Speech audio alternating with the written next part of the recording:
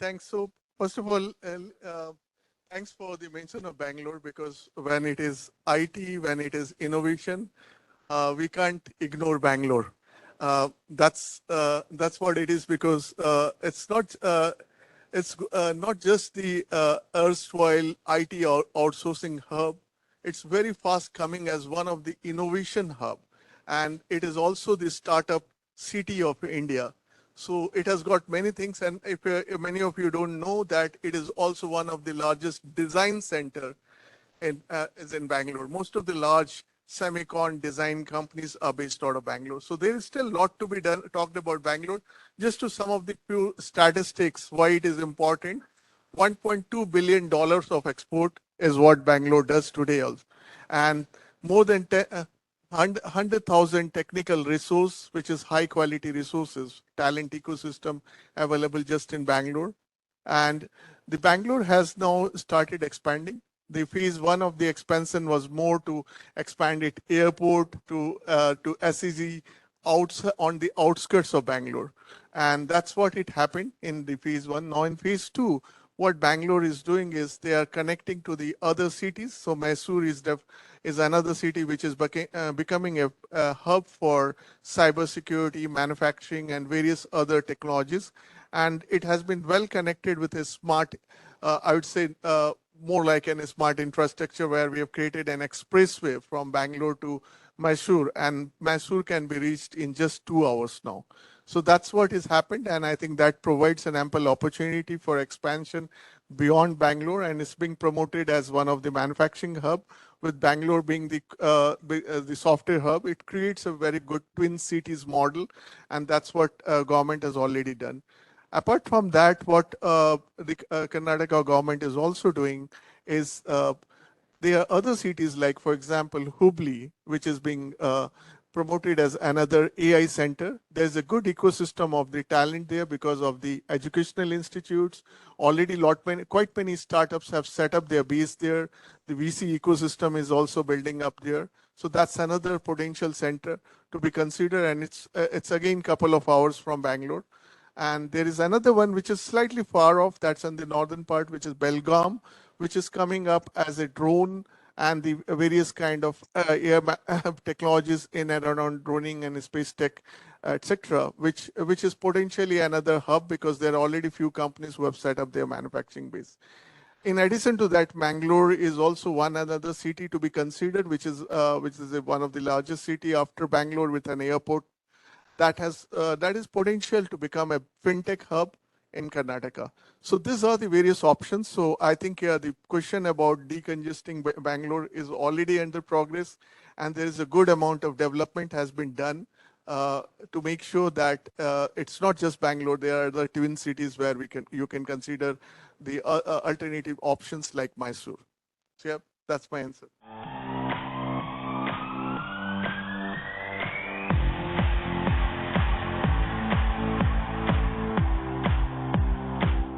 It's a long journey after USA and China that we'll have to cover, and it's a big challenge for us to take.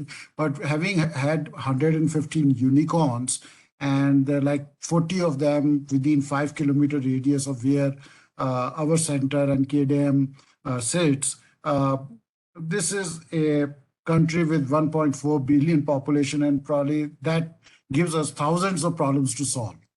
And that's something which is a big opportunity for anybody on the globe to look at India as the biggest market as well as a development location for any innovation. And when we talk of green, let's accept the fact that India, again, is the third largest green technology user globally at 100 gigawatt, and we are growing very fast.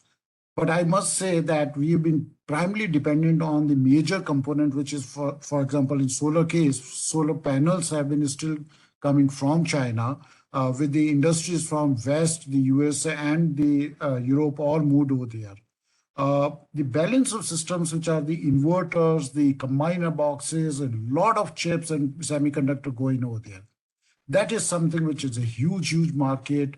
Traditionally, these have been assembled, tested, and imported from Europe or US is very little, but in China, but I think this is a big market for anybody who wants to try. And I must say that while we are known as a very big talent pool, it's more on the software side. And we accept the fact that we are not there when it comes to hardware and its interfacing. So that's a very good collaborative and complementary skills that we can add to the Taiwan ecosystem. We are very friendly in nature. We love to, and we are curious of different cultures. Culturally, we are very close to the Southeast Asian countries. And since I must say that there's a lot of AI-based systems that are being innovated these days. AI needs data. And fortunately, all systems available today in green technologies, whether it's a wind turbine or whether it's a solar system, have pre-existing data already available, which means that half the challenges that any innovative system using a heavy deep tech area where absence of data or creation of data from sensor onwards was a traditional problem, I think this is already solved. You already have data available, so just work on anything that can help. And this is a huge industry, I must say. This is for a startup or innovators in Taiwan, you don't have to start from a concept marketing onwards. The market exists over there. The market is very mature. They know where the problems are to be solved, and that's a huge, huge potential. The other factor that I must say is renewable or green technology is that a lot of it is used in the rural areas of the country. And I think that's the inherent advantage of renewable energy, that it should be decentralized. And that is where I'm saying that the 65% of the Indian population is staying in rural areas. This again is a market to be tapped. I would stop here now. I think with the kind of green technologies, if there are software and hardware combinations which are available jointly between Taiwanese companies and India, the two together can do real magical work in India.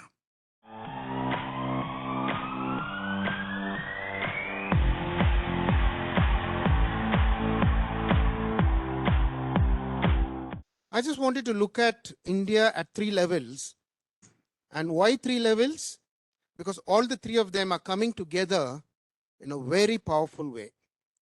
First, the government has brought about a lot of change, right from declaring the next 15-20 years as something called Amritakal, right? It's a Hindi term. Amrit means nectar, elixir. Kal means period. So the next 20 years is being defined as a period of elixir, nectar, which is good for the country. And how are they substantiating it? With a lot of policy measures, right from making it easy to do business. We were ranked at about 140, not a good number, for ease of business about 12 years back. We are already at 60 now. And how did that happen? The government demolished close to 2,000 rules and regulations to make it easy. And these 2,000 were those which were a legacy from the colonial times. Right? India was occupied by Britain, and there were a lot of laws and rules which were inhibiting business practices. So that's the first one. Second, Government of India has also talked about an aspirational goal to hit a $5 trillion economy. That's not small. We are already at $3.5 trillion, $5 trillion, and they're backing it up with a lot of investment, including the recent budget, which was there in Feb end 2023. The government has earmarked close to $2.3 billion for green energy. And the idea is that in time, this will pan out to get us produce 5 million tons of green hydrogen every year. And we are going to be a big consumer of energy, given the size of the country, given the size of the economy. So that's at the first level, where the government is bringing a lot of enabling policies, and they've identified the growth path. The second important level is the enterprise level. many of the companies have started adopting practices which are in line with the government's direction of adopting green, making it sustainable living and making it easy for the environment. So just to take another term from India, in the recent budget, the finance minister talked of something called Sapta Rishi, which means 7. It's a count of 7. She has identified 7 initiatives. More than 3 of them are relevant for energy conservation, right? Starting from EV to green hydrogen to, very importantly, a budget for setting up 500 biogas plants, because India is a big country with a lot of cows, right? So there's a lot of biogas which gets generated, which the government has identified as an area for generating energy. And many companies today make it a rule, as per the corporate laws, to call out their ESG initiatives in their annual report. So it's become very formal. It's not a nice to have feature. It's a necessary feature which they have to comply with. And the third element, first was the government in terms of an enabling policy and an aspiration. Second was the enterprise adopting it. And the third is at the individual level. We know that India is young, right? We always talk of demographic dividend, youngsters coming into the mainstream of employment, right? The mindset is completely different from the generation like me. People are so sensitive to green, using green products, using recycle as a way of living. It's a dramatic change. And I think these 3 things are coming together now for making India a very attractive destination. Okay? I'll just take 1 more minute. Some gentlemen did talk about startup. I am involved in mentoring a lot of startups. And the magic I see there is, while there are 115 unicorns and close to 900 registered startups, in my experience, I find close to 10 to 12% of them are focused on green energy. Great ideas, great technology thought process, but enablement is something which I think Taiwan will be able to help with their hardware support.